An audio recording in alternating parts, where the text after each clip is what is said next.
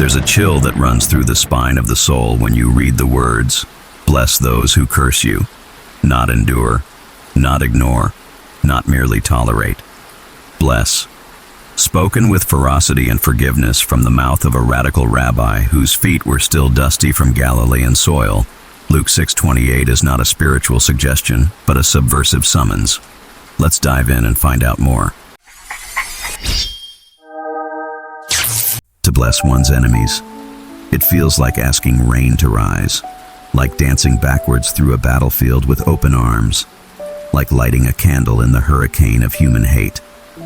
And yet, here stands the Christ, calm, clear-eyed, and calling his followers to not just love those who love them, a moral mediocrity, he implies, but to lace their lips with blessings for the very ones who spit in their face. This is no mere nicety. It is a nuclear act of spiritual rebellion. To understand the scandal of such a command, one must zoom out from the parables of Palestine and gaze upon the broad, ancient mosaic of human thought. Across the annals of anthropology, from desert temples to alpine monasteries, the cry for forgiveness has not been exclusive to Christendom. In fact, echoes of Luke's charge have rippled through myriad cultures like sacred rivers through the cracked clay of suffering societies. In the Dhammapada, a revered Buddhist text, we read, "Hatred is never appeased by hatred in this world. By non-hatred alone is hatred appeased. This is a law eternal." Here, non-retaliation becomes an enlightened path, a silent sword that slashes through cycles of karmic retribution.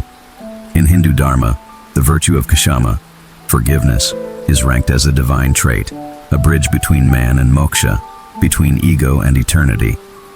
The Quran, too, sings similar songs. "Repel evil with that which is better.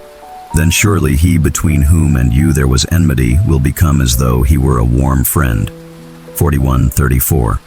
Islam, with its rhythmic refrains of mercy, dares its devotees to practice ihsan, doing beautiful things even toward those who do not deserve them.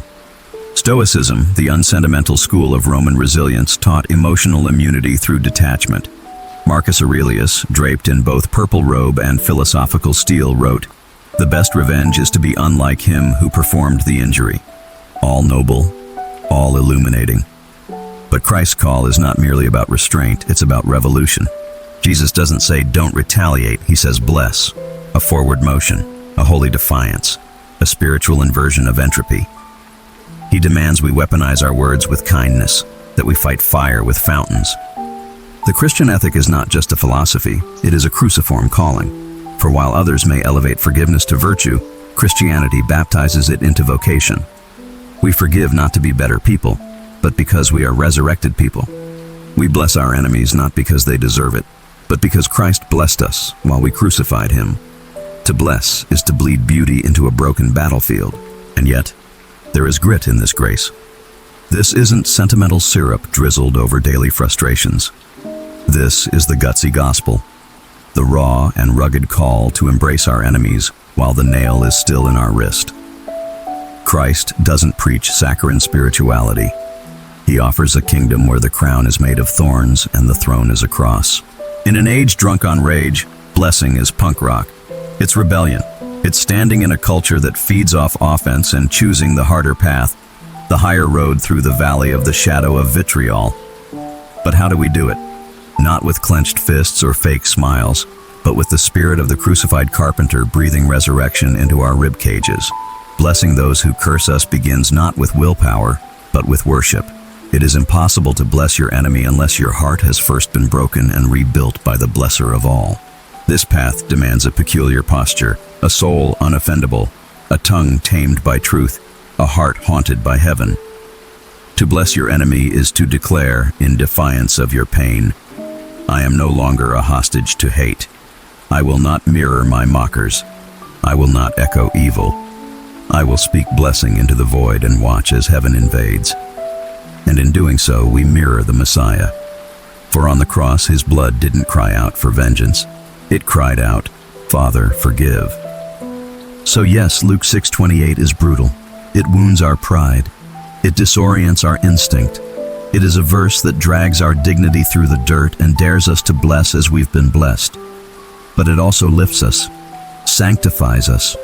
makes us holy fire in a world of cold coals. In the end, blessing our enemies isn't just about them, it's about us.